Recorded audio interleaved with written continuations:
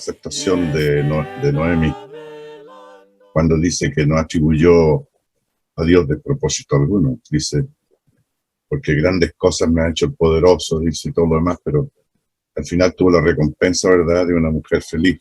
Y la otra cosa interesante que llamó Juan era que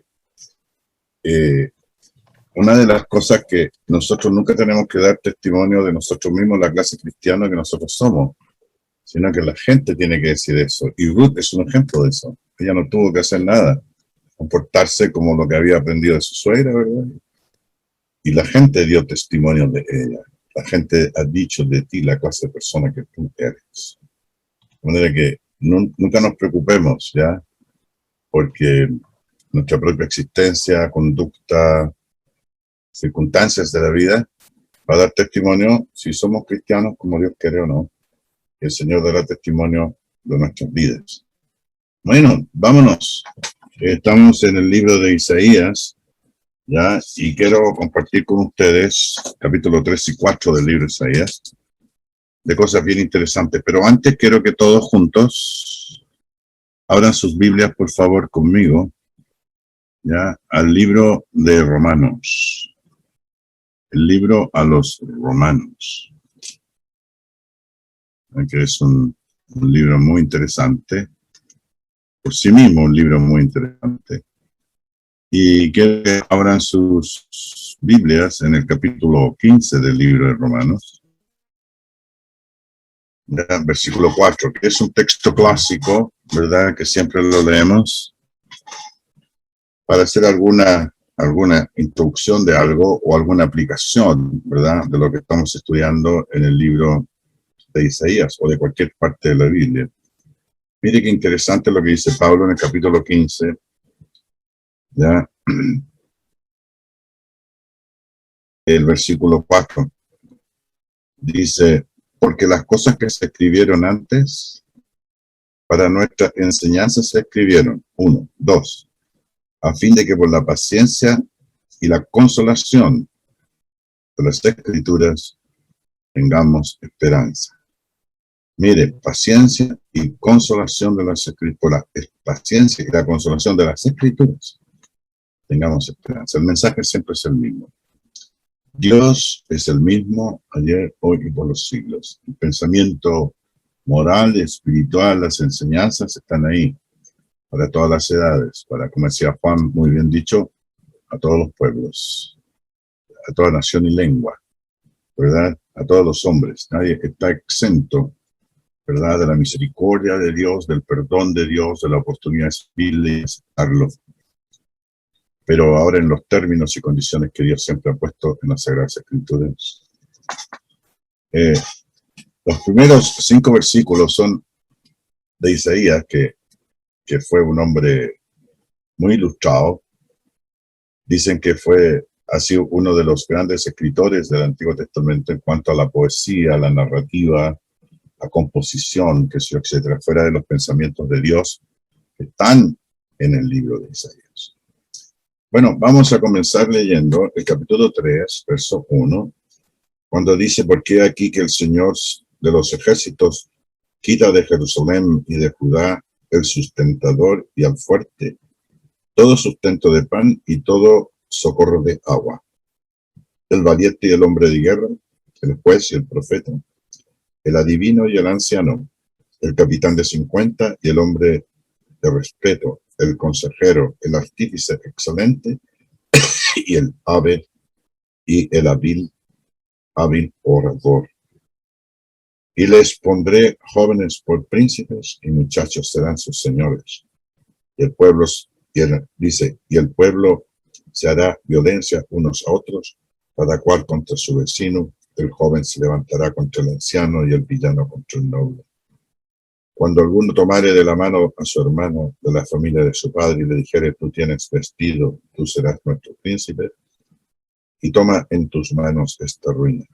Él jurará aquel día diciendo, no tomaré ese cuidado, porque en mi casa ni hay pan ni qué vestir, no me hagáis príncipe del pueblo. Hermanos, esta es una manera ya muy poética de decir que por las condiciones morales y espirituales el Señor traería resultados que son, digamos, son de este momento también. Vamos a leer el resto de este capítulo, el capítulo 4. Nos vamos a dar cuenta como si estuviéramos leyendo una crónica del día de hoy. Lo que pasa en el mundo, lo que pasa en los países, lo que pasa en los países ricos, los países pobres, lo que pasa en los países de poca población o mucha población, en los países que tienen muchos recursos naturales y los que no tienen ninguno. Fíjense ustedes que cuando dice el Señor aquí que por causa de la conducta moral espiritual, dice que el Señor de los ejércitos quita de Jerusalén y de Judá. A veces la gente no entiende que Jerusalén y Judá, Jerusalén era la capital del reino de Dios, ¿verdad? Del pueblo de Israel. Cuando se había dividido el pueblo, antes, ¿verdad? Existía Israel y Judá. Ya lo dije, Israel, capital Samaria y dos cultos idolátricos, Dan al norte y Betel al sur. Y todo con movimientos políticos, ¿ya? Con intrigas políticas, rebelándose en contra de Dios y de sus estatutos, de sus leyes. Pero queda la fiel Judá y Jerusalén. Dice que Israel fue destruido, pero tu hermana Judá no aprendió la lección, dice el profeta. ¿Desde qué punto de vista? Por la maldad de ellos mismos. De manera que cuando él se refiere a Judá y Jerusalén, quiere decir de que va a haber un juicio a lo que sustentaba la existencia misma del pueblo israelí, de los fieles, de los hijos de Dios. Recordemos que el pueblo de Dios es la iglesia de Dios, ¿verdad? Lo fue antes a través de los patriarcas y de las familias de Abraham y de sus descendientes. Luego en el desierto, la iglesia caminó por el desierto, la congregación del Señor. Y después de la cruz de Cristo, la iglesia del Señor, la iglesia de Cristo. Caminándonos, y ahora estamos caminando por el desierto. Pero a través de toda esa historia, de toda esa línea, el pensamiento del Señor siempre es el mismo, no cambia en absoluto. Los principios morales espirituales de Dios son los mismos. La santidad, la obediencia, la confianza en el Señor, el temer al Señor, tener una obediente disposición a su palabra, la confianza, la fe, la seguridad, la fidelidad, el compromiso con el Señor. Y siempre va a ser el mismo. ¿Cierto? Cambian los que participan, las condiciones históricas, las condiciones sociales, las costumbres, etc. Pero el pensamiento del Señor siempre es el mismo. Tiene un solo hilo conductor, ¿verdad? Que atraviesa todas las generaciones, todos los pueblos y toda la historia de la humanidad hasta nuestros días. De manera que esto no deja de ser contemporáneo en cuanto a la profundidad del pensamiento, de la relación que hay con Dios y el hombre, que es hecho a imagen y semejanza de Dios. Y eso no cambia y nunca cambiará. En el verso 8 dice, pues arruinada, y la otra cosa que quiero decir es que era la capital Jerusalén. Y Jerusalén era uno de los 5 centros mundiales del intelecto. Estaban entre ellos más tarde, ¿verdad? Estaba Babilonia también un poco, Egipto un poco, ¿no es cierto? Pero Jerusalén era un centro mundial, Alejandría era otro, Roma era otro, Atenas era otro centro mundial, ¿verdad? Donde estaban los intelectuales, donde estaba, digamos, el pensamiento, no solamente, digamos, social, sino espiritual, y cada uno con lo suyo, pero Jerusalén era reconocido, ¿verdad? En el mundo entero, por tener una luz en el mundo, ¿verdad? Que era la luz divina, porque Jerusalén era la identidad con el Señor. Por eso cada vez que se refiere a Jerusalén, ya Jesús mismo, cuando se refiere a Jerusalén, él dice Jerusalén, Jerusalén, que matas a los que son enviados y qué sé yo, etcétera. ¿Cuántas veces dice, quise juntaros como la gallina junta sus polluelos debajo de sus sábanas y no quisiste? Dice, dice, los endechamos y no llorasteis, dice, los, dice el texto que dice, tocamos música y hicimos fiesta y no bailaste o no te gozaste de Dios. Dice, y lloró sobre Jerusalén, porque Jerusalén estaba marcada en el itinerario de Dios y de la esperanza del mundo, ¿verdad? Para que hicieran su obra.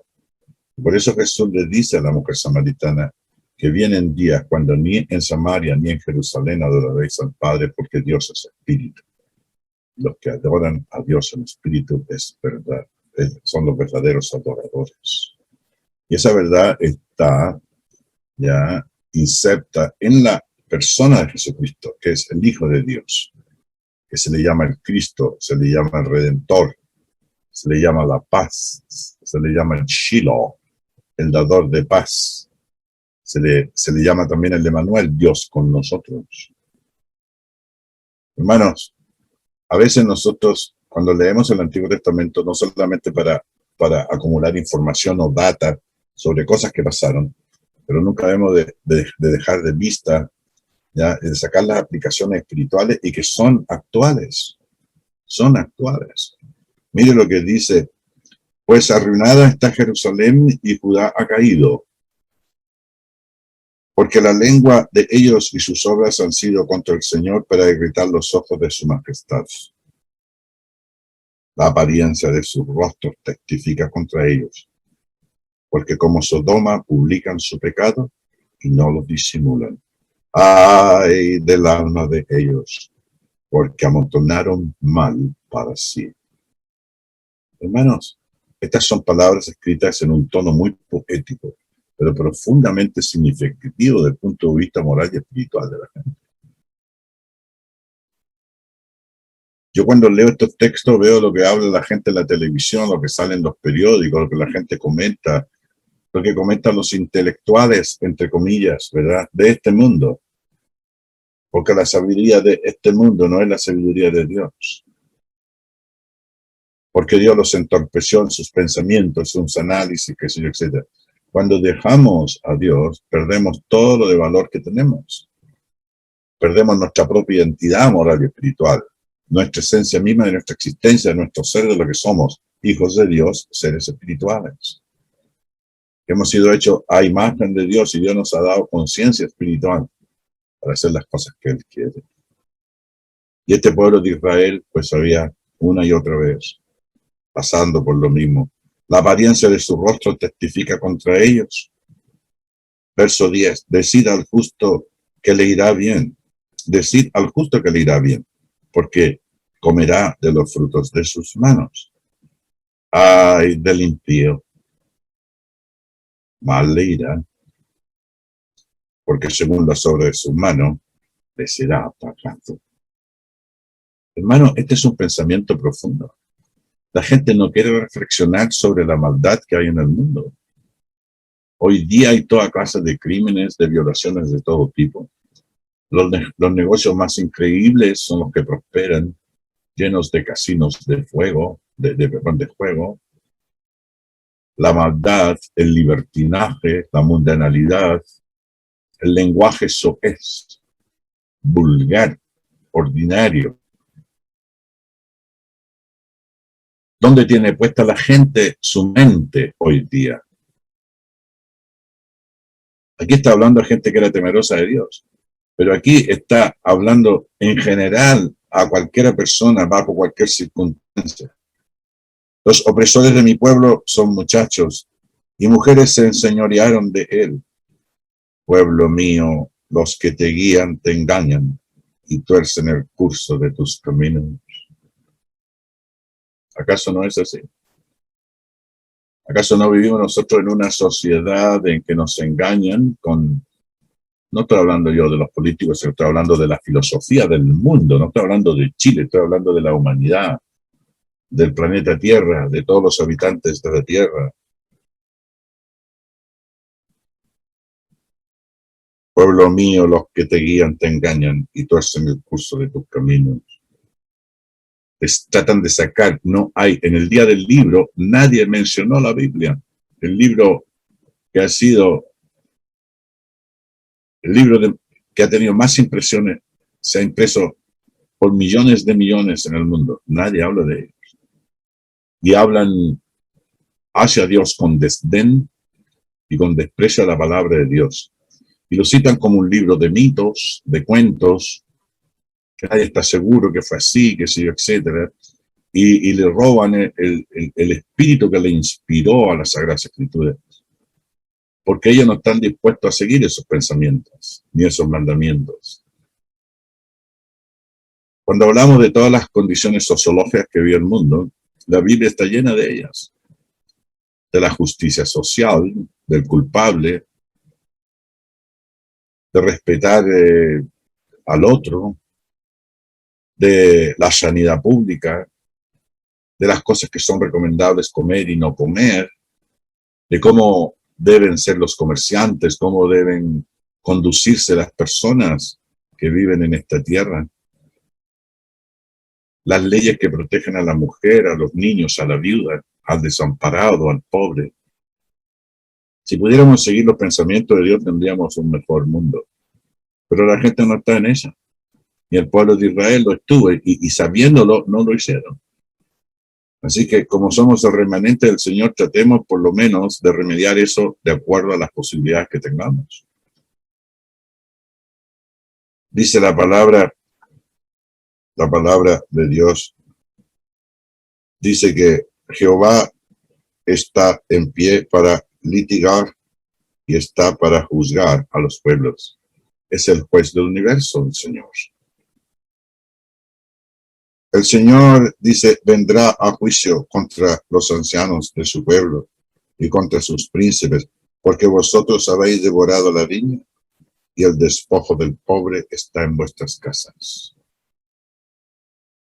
¿Qué pensáis vosotros que majáis mi pueblo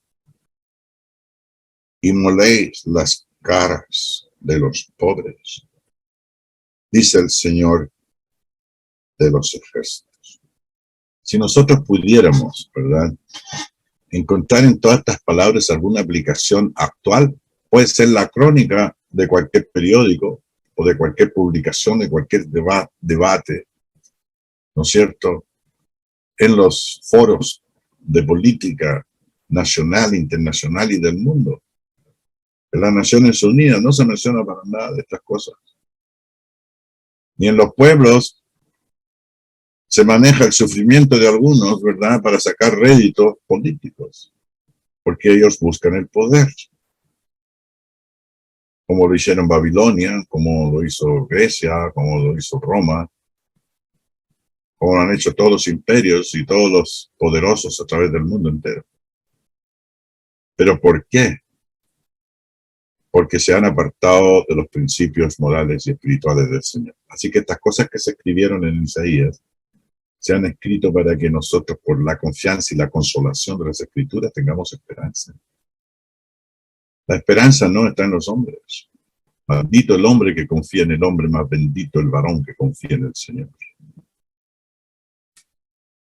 En el capítulo 3, verso 16, les dice asimismo, dice el Señor, por cuanto, miren, aquí yo no quiero ser majadero, ni tampoco estoy aludiendo en contra de las hermanas. Las mujeres son como vaso más frágil, ¿ya? En la consideración del Señor, tratarlas con cariño, con respeto. Como la esposa de Abraham llamaba Señor a su marido, y los maridos no golpeaban a sus mujeres, ni las maltrataban, ni las hacían sufrir. A los hijos los disciplinaban. Hoy día no hay disciplina. El otro día leí un artículo muy interesante, que la decadencia comenzó después de la Segunda Guerra Mundial, en este siglo que nos ha tocado vivir a nosotros, en el siglo XX. Ahora estamos en el XXI. ¿Saben por qué? Porque se perdió la coherencia, la cohesión que había en lo que se llama el hogar, el matrimonio. Comíamos todos juntos al almuerzo. La mujer estaba pendiente de su casa, de ahorrar, de ver el bienestar de su esposo, de sus hijos, de tejer y de hacer muchas otras cosas. Y esas sociedades se ha establecido estadísticamente que fueron más felices. Y eran más respetuosos de la ley, eran más respetuosos de los valores del hogar. Y del hogar salen los valores que luego influyen en la sociedad donde nosotros vivimos. Pero cuando están carentes de la disciplina del Señor, estamos todos perdidos. Mire lo que dice aquí. Y aquí va a hablar sobre las hijas de Sión. Cuando habla de las hijas de Sión, es un estado exaltado, ¿no es cierto?, de los que tienen que responder a las expectativas divinas. Dice, por cuanto, verso 16, las hijas de Sión se ensoberbecen, fíjense las palabras, ¿ya? Y andan con cuello erguido y con ojos desvergonzados. Cuando andan van danzando y haciendo son con los pies. Por tanto, el Señor traerá la cabeza de las hijas de Sión y el Señor descubrirá sus vergüenzas.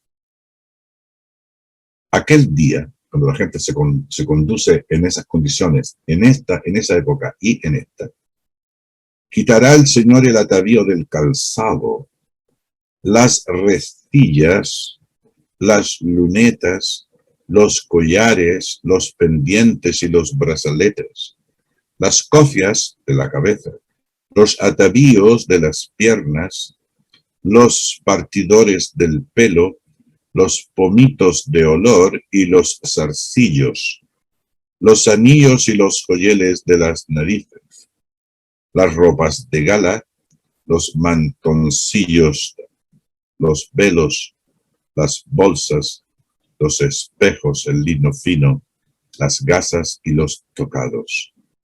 Y en lugar de perfumes aromáticos vendrá de hondez, y cuerda en lugar de cinturón, y cabeza rapada en lugar de compostura del cabello, en lugar de ropa de gala, ceñimiento de silicio, y quemadura en vez de hermosura. Hermanos, eso es lo que pasa cuando la gente se olvida del Señor. Hoy día nosotros le damos un chispazo, un pantallazo a la tele y vemos toda la liviandad, la inmoralidad, el lenguaje soez. Prácticamente tú no puedes ver una comedia o algo porque una sarta de garabatos que al final te sientes tan mal que apagas la tele y ponen unos monitos. Y aún así, hay monitos que son bastante groseros y ordinarios también. Y los hijos se meten en juegos donde solamente hay muerte, donde hay violencia, donde hay una competencia, ¿verdad? A ver quién lo hace mejor y más pronto y a cuántos más mata y de qué manera y cómo lo destruye. Hermanos, estamos como estamos porque nos comportamos completamente contrario a los propósitos de Dios. ¿Y qué dice de los varones? Tus varones caerán a espada y su fuerza en la guerra. Sus puertas se entristecerán y enlutarán, y ella, desamparada, se sentará en tierra. Echará mano de un hombre 7 mujeres en aquel tiempo, diciendo, nosotros comeremos de nuestro pan y nos vestiremos de nuestras ropas. Solamente permítenos llevar tu nombre. Quita nuestro oprobio. O sea, más encima son descarados. Van delante de Dios reclamando cosas que no tienen. Derechos que no han adquirido. Con posturas completamente rebeldes y soaces en contra del Señor. El mensaje del Señor es contemporáneo y va a ser siempre bueno, independientemente de la época que vivamos. Cuando el hombre se olvida de Dios, ¿verdad?, va a caer en esa condición. El libro de Isaías está profetizando todo lo que vendría a ocurrir a las personas que se comportan de esa manera. Dice, En el versículo 2, capítulo 4. En aquel tiempo el renuevo del Señor será para hermosura y gloria. Y esto para mí es una profecía acerca de Cristo. Es mesiánico en su esperanza. Siempre el mensaje de Dios tiene un mensaje de exhortación al arrepentimiento, a la obediencia y al arrepentimiento. Y como consecuencia trae una bendición. Y esta bendición, en el lenguaje de los profetas, apuntaba a la redención del Mesías. De un estado de comunión con el Señor, donde el Señor vendría a traer otra vez esa paz renovada con Dios. Recordemos nosotros que el Señor les dijo a los discípulos: mi paz os dejo, mi paz os doy. No como el mundo la da.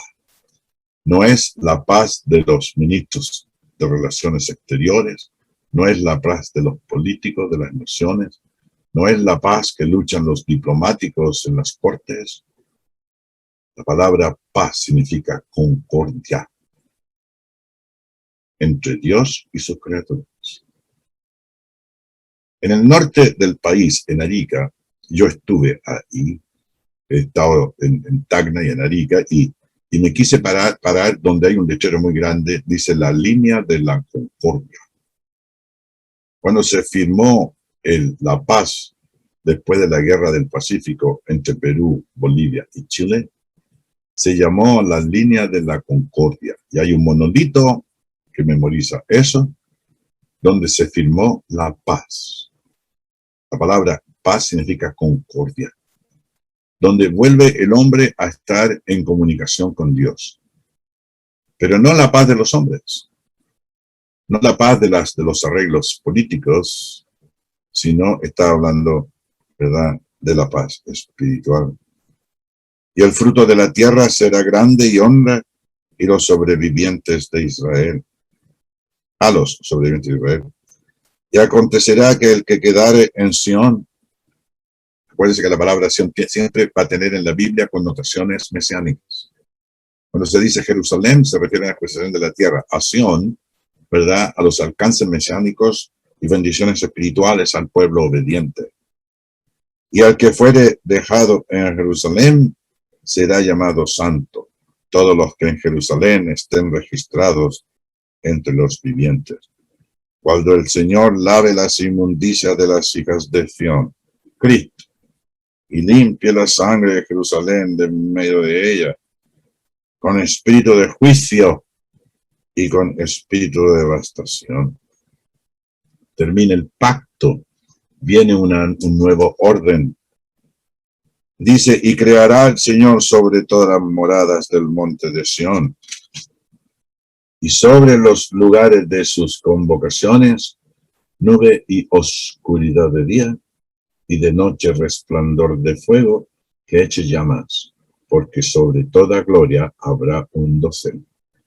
Y habrá un abrigo para sombra contra el calor del día, para refugio y escondedero contra el turbión y contra el aguacero. La manera poética de construir un pensamiento espiritual se refiere que vendrán días mejores, pero va a depender de la actitud que ustedes tengan. Y quiero leer el capítulo 5, versículo 1 al 7, ¿ya? Y luego quiero que ustedes lean conmigo un texto que yo voy a citar aquí, y lo vamos a leer in extenso. Dice la palabra de Dios: ahora, ya, cantaré por mi amado el cantar de mi amado a su viña. Tenía mi amado una viña en una ladera fértil. Esta es una parábola, usando un ejemplo del cual ellos estaban habituados, ¿ya?, y hacer una aplicación espiritual de eso. No toda parábola y cada palabra tiene un significado, porque podemos caer mucho en la especulación, en la ignorancia y decir cosas que no corresponden. El fondo, el principal de la cosa. Estando asociados con ese concepto, el Señor va a hacer una aplicación espiritual de eso. Dice, la había cercado. Y me van a decir ustedes si les suena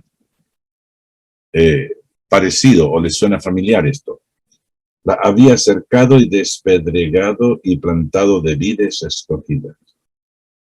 Había edificado en medio de ella una torre y hecho también en ella un lagar, y esperaba que diese uvas, y dio uvas silvestres.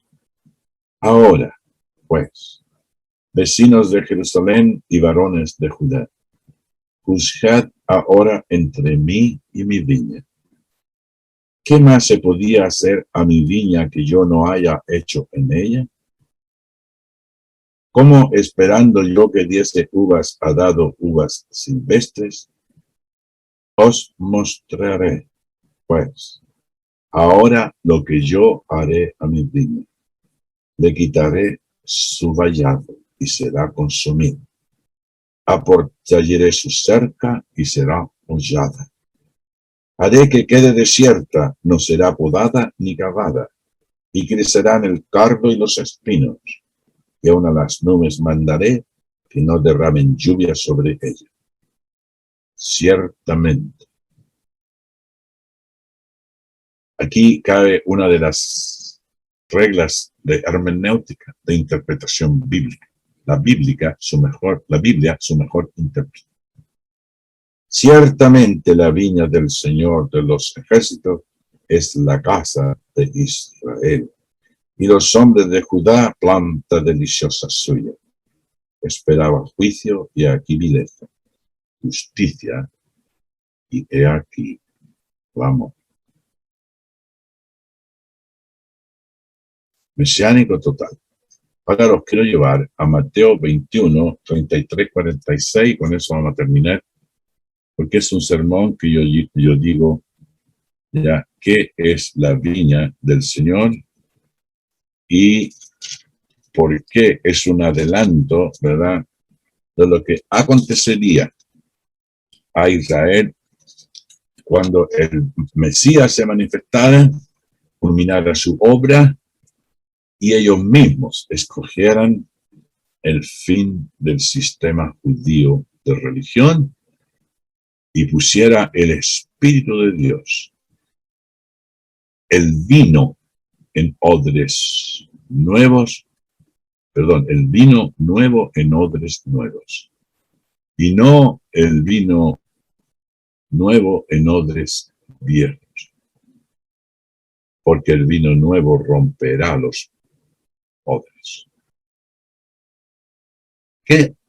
¿A qué se refiere el Señor con ese texto? Las enseñanzas de Cristo es vino nuevo y se pone en corazones nuevos. El vino nuevo de Cristo no se puede echar en odres viejos, porque el de la ley de Moisés, porque se va a perder la esencia de sí mismo y los romperá y no sirve.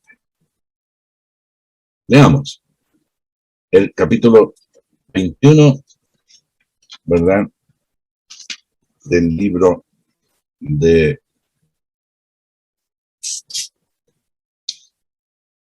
disculpen. Les dije yo, Isaías capítulo 21, del 33 al 46. ¿Vale? Veamos. Muy bien. Oíd otra parábola, dice Jesús. Hubo un hombre, padre de familia, el cual plantó una viña.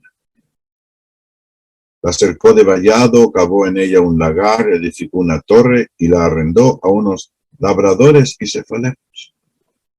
Cambia la estructura un poco para hacerla contemporánea. Yo estoy presente, dice Cristo, y estoy haciendo una aplicación de una profecía que en ese momento se aplicó al pueblo de Israel. Pero yo ahora estoy aquí como el Señor de los señores, Rey de reyes, el prometido, el Mesías, el Salvador, la manifestación gloriosa de Dios al pueblo de Israel y la gloria que el pueblo de Israel podía traer al mundo, porque en tu simiente serán benditas todas las naciones de la tierra. Le dice a la mujer samaritana, vosotros adoráis lo que no sabéis, nosotros adoramos lo que sabemos. Dice, y cuando se acercó el tiempo de los frutos, envió sus siervos a los labradores para que recibiesen sus frutos. Vayan ustedes entendiendo, es una parábola. La está aplicando a sus contemporáneos, Cristo. Van los labradores tomando a los siervos, a unos golpearon, a otros mataron y a otro apedrearon. Envió de nuevo otros siervos, más que los primeros, que hicieron con ellos de la misma manera. Una y otra vez, el padre de familia enviaba a los representantes, los mandataba para que fueran a buscar sus productos a esos labradores malvados. Finalmente les envió su hijo, diciendo, traerán respeto a mi hijo. Ya entendieron cómo va el mensaje, ¿verdad? Mas los labradores, cuando vieron al hijo, dijeron entre sí, este es el heredero, venid, matémosle y apoderémonos de su heredad. Y tomándole, le echaron fuera de la viña y le mataron. ¿Entendieron ya? Ok. Cuando venga pues el señor de la viña, ¿qué hará a aquellos labradores? Le dijeron, a los malos destruirá sin misericordia y arrendará su viña a otros labradores que le paguen el fruto a su tiempo. Hermanos, no tengo que comentar eso, ustedes ya lo entendieron. Son todos estudiantes de la palabra de Dios. Ya saben de qué se trata. Hay un relato de lo que era la viña del Señor en el Antiguo Testamento y lo que era la viña del Señor en el Nuevo Testamento. ¿Y quiénes fueron estas gentes? ¿Y cuál fue el resultado? Miren lo que dice Jesús, verso 42. Jesús les dijo, ¿nunca leíste en las Escrituras? Y remata esto con un texto, ¿verdad? Que dice que la piedra que desecharon los edificadores ha venido a ser cabeza del ángulo. El Señor ha hecho esto y es cosa maravillosa a nuestros ojos. Por tanto os digo que el reino de Dios será quitado de vosotros y será dado a gente que produzca los frutos de él. A la iglesia de Cristo. Vosotros me rechazasteis a mí, Dios os los destruirá. Por eso el Señor les dice, ya que no quedará piedra sobre piedra. Por eso dice las Escrituras, en estos postreros días nos ha hablado por el Hijo, los postreros días del sistema judío de religión. Y el que cayere sobre esta piedra será quebrantado. La iglesia del Señor, liderada por Cristo, presidida por Él, sostenida por Él y su Espíritu y su Padre, y sobre quien ella cayere le desmenuzará. Y oyendo sus parábolas los principales sacerdotes y los fariseos entendieron que hablaba de ellos. Pero al lugar como echarle mano, pero al buscar como echarle mano, temían al pueblo, porque éste le tenía por profeta. Hermanos queridos, por eso la palabra es tan interesante y nos cautiva, ¿verdad? Nos cautiva en el sentido intelectual, espiritual, moral, ¿verdad? Y nos gozamos estudiando estas cosas para entender exactamente cuál es el propósito de Dios. Vosotros sois, Jerusalén en la casa de Judá, sois esta niña. Y se repite la historia otra vez en la persona de Cristo. Pero él agrega un ingrediente, les recuerda todo lo que Dios ha hecho. Dice, mandaré a mi hijo, y ¿qué vemos? Qué necios son los labradores. Le robaron el protagonismo. Le robaron, cuando mandó al hijo el padre, le robaron el protagonismo. Le robaron su autoridad. le agredieron, lo menospreciaron y lo mataron. ¿Qué creen ustedes que va a hacer el padre de familia cuando venga? Reclamará justicia y los destruirá a todos. Y eso pasó con el pueblo de Israel. Les dijo que Jerusalén sería destruida, que no quedará piedra sobre piedra. Pero en 3 días la reedificaré. Un nuevo estatus, un nuevo orden, con el símbolo y el sello del Espíritu Santo con Cristo sentado en su trono, reinando en el Israel de Dios. Porque todos los que son de la fe de Abraham son hijos de Dios. Somos el Israel nuevo. Israel significa pueblo de Dios. Todos los que son de la fe de Abraham. ¿Cuál fe? Que creyó que en su simiente serían benditas todas las naciones de la tierra. Esa es la fe que tenéis que tener vosotros, a confesar que Cristo es el Hijo de Dios y servirle. Ya no somos nuestros, Él nos compró con su sangre, nos redimió y nos compró con su sangre. No somos suyos, no somos nuestros, somos suyos y para siempre. Y vamos a alcanzar promesas eternas. Perdón, vamos a alcanzar bendiciones eternas, esas son las promesas de la obediencia a la palabra de Dios y ser sus hijos sobre esta tierra. El pueblo de Isaías está lleno de metáforas, de parábolas, de relatos históricos, de aplicaciones morales, espirituales, conducta de los pueblos, de resultados que tuvieron. Porque las cosas que se escribieron en el pasado para nuestra enseñanza se escribieron para que por la consolación, la paciencia y consolación de las Escrituras tengamos esperanza. Que Dios les bendiga. Muchas gracias.